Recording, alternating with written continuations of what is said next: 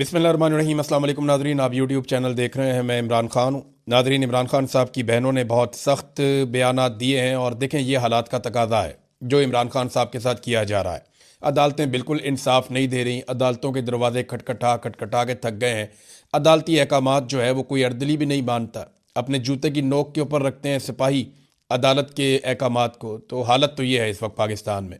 और जो जजेस लाए गए हैं वो जजेस पहले से ही मुतनाज़े हैं, उनको लाया ही इन कामों के लिए गया है और वो अपने वही काम कर रहे हैं। चाहे सुप्रीम कोर्ट ऑफ पाकिस्तान हो, चाहे इस्लामाबाद हाई कोर्ट हो, चाहे लाहौर हाई कोर्ट हो, पूरे निज़ाम को पाकिस्तान की मिलिट्री एस्टेब्लिशमेंट ने अपनी एजेंसियों के ज़रिए से यरगमाल बनाया हुआ है और कोई भी जज इंसाफ देने की प्रॉपर पोजीशन में नहीं है। अब इसमें जो इमरान खान साहब की बहनों के स्टेटमेंट हैं, लीडरशिप के लिए सिंपल एक पैगाम है इमरान खान साहब की बहनों का। वो कहती हैं जी कि पार्टी ऐसे रिलैक्स है जैसे इमरान खान का इलाज हो गया है। जो इमरान खान का बयानिया का बोझ नहीं उठा सकता वो साइड पे हो जाए। अब अलीमा खानम ने बड़ी सख्त बातें की हैं पाकिस्तान तहरीक इंसाफ के बारे में, और अगर आप ये देखें वो एक बहन है तो वो ये बातें कर सकती हैं। एक पॉलिटिकल लीडर कभी ऐसी बातें नहीं करता। जो पॉलिटिकल लोग होते हैं वो कहीं ना कहीं गुंजाइश बचा कर रखते हैं, लेकिन ये बहनें हैं, इन्हें सियासत से कोई लेना देना नहीं है। ना इन्होंने कल को कोई ओहदेदार बनना है, ना इन्होंने वजीर आला, ना वजीर आजम, कुछ भी नहीं बनना है इन्होंने। तो इसलिए इनकी तवज्जो इस बात पे है कि इनके भाई की जान बचे और इनके भाई का इलाज हो और इनके भाई को रिहाई मिले। अब वो ये कहती हैं कि इमरान खान की सेहत पर हम पीटीआई की तरफ से कुछ होता हुआ नहीं देख रहे। अब हम ये बात करेंगे। आज हाई कोर्ट में इमरान खान के मुकदमात लगे हुए हैं। उन्होंने पैगाम भेजा था कि सीनियर वकला जाकर मेरे केसेस लगवाएं। इमरान खान के टिकट होल्डर्स जो वकला थे वो कहाँ हैं? इमरान खान ने बहुत सारे वकीलों को टिकट दिए थे ना कि इन्हें इलेक्शन लड़ाओ, क्योंकि इमरान खान जानते थे कि एक बड़ी लीगल बैटल आगे उनकी पार्टी को लड़नी पड़ेगी। लेकिन वकला ने क्या किया? हामिद खान पीटीआई के सेनेटर हैं, वो किधर हैं? इमरान खान की आंख खराब है। हाई कोर्ट के 2 केसेस में जमानत मिल जाए तो वो बाहर आ सकते हैं। हामिद खान, लतीफ़ खोसा, अली जफर, बैरिस्टर गौहर, ये लोग सारे किधर हैं? गौहर साहब को वैसे तो सेहत की इतनी फिक्र है, चेयरमैन है, कहाँ है? क्यों नहीं केस के लिए खड़े हुए? अली बुखारी किधर हैं? और भी बहुत सारे लोग हैं। यानी छोटे मोटे वकील जो हैं वो तो आ जाते हैं बेचारे, भाग दौड़ करते रहते हैं। लेकिन जो बड़े वकला हैं जिनको इमरान खान साहब ने नवाजा है अपनी ज़िंदगी में और इमरान खान साहब की सियासत से उनको फ़ायदा हुआ, उनमें से कोई दिखाई नहीं देता। इस पर इमरान खान साहब की बहनों ने काफ़ी सख्त बयान दिए। उन्होंने कहा जी इमरान खान को शिफा इंटरनेशनल अस्पताल मुंतकिल करके ज़ाती मुआलजीन और फैमिली की मौजूदगी में इलाज करवाने की एक दरख्वास्त दायर की गई है। और ये देखें, ये एक दरख्वास्त सुप्रीम कोर्ट ऑफ पाकिस्तान में रजिस्ट्रार ऑफिस में पहुंचे शाहिद खटक, लतीफ़ खोसा, मीना खान अफरीदी और बैरिस्टर गौहर वगैरह, और उन्होंने जाके वहाँ पे दरख्वास्त दायर की है।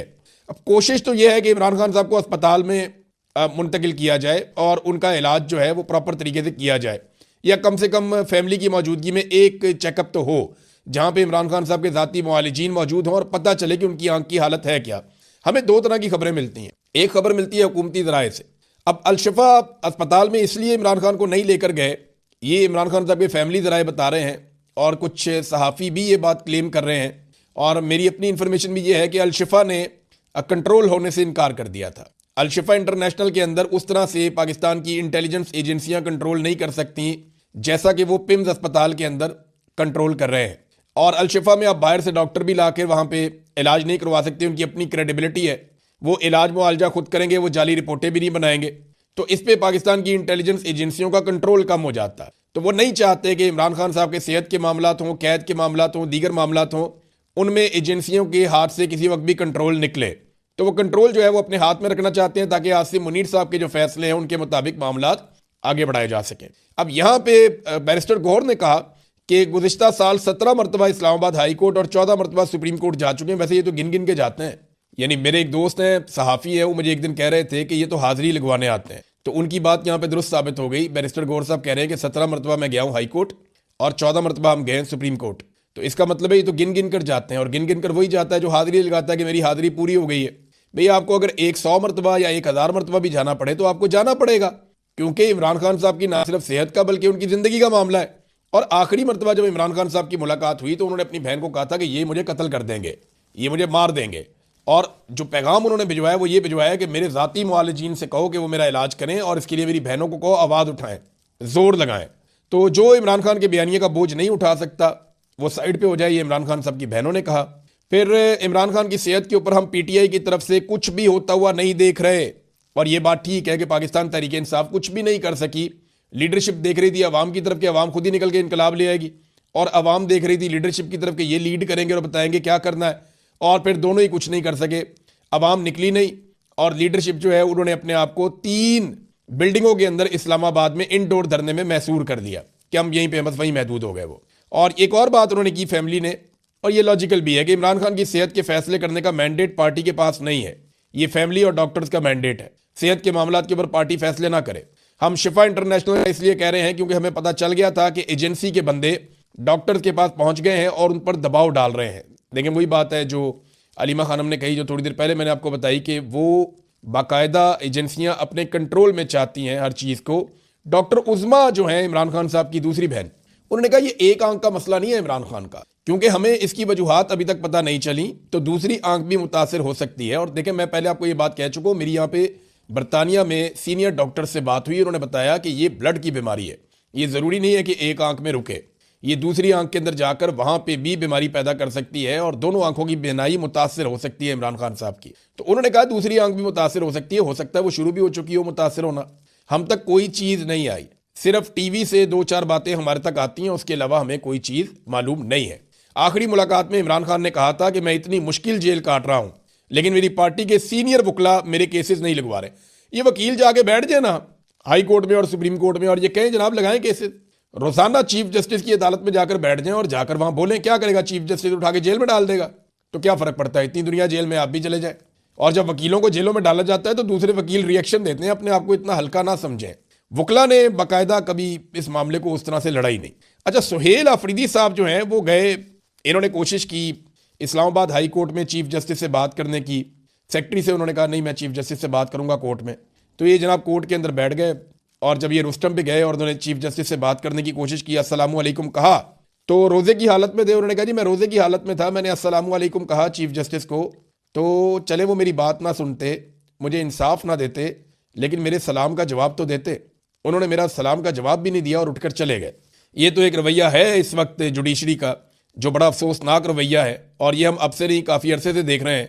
अलीमा खानम ने इसी जज डोगर साहब के बारे में कहा कि सियासत हम नहीं, जस्टिस डोगर कर रहा है, जिसको लाहौर हाई कोर्ट से चुनकर लाया गया है कि इमरान खान के केसेस ना लग सके। क्या ये निज़ाम इंसाफ है? हमने 26वीं तरमीम से पहले इस्लामाबाद हाई कोर्ट में कई जजेस, यानी अंदर उन्होंने नाम भी लिखे हैं, जो जर्नलिस्ट हैं जिन्होंने खबर दी है उन्होंने नाम लिखे उन जजेस के। उन्होंने कहा जब हमने पहले कई जजेस को देखा, इनका एक लेवल था, वो सिविलियन की बात सुनते थे।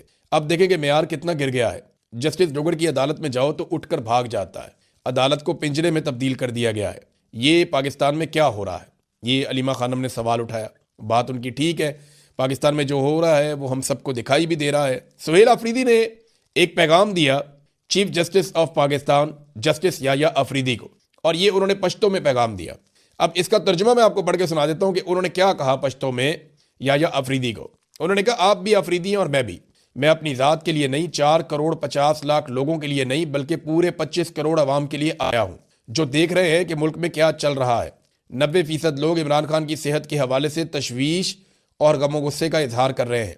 इमरान खान का इलाज अपनी मर्जी के मुताबिक होना उनका आईनी और इंसानी हक है। इनकी बहनें रोज़ आती जाती हैं कि इनकी मौजूदगी में इमरान खान का इलाज हो सके, लेकिन बदकिस्मती से इनको वो हक नहीं मिल रहा। मैं बहैसियत एक अफरीदी और बतौर इस सूबे के वजीर आला, जहाँ से आपका भी ताल्लुक़ है, अफरीदी कबीले की रवायात भी हैं कि जब कोई उसके दरवाजे पर आता है तो खाली हाथ जाने नहीं दिया जाता। इसलिए मैं आपके दरवाजे पर आया हूँ और मुझे उम्मीद है कि आप हमें और इमरान खान को इंसाफ देंगे। वज़ीर आला खैबर पख्तूनख्वा।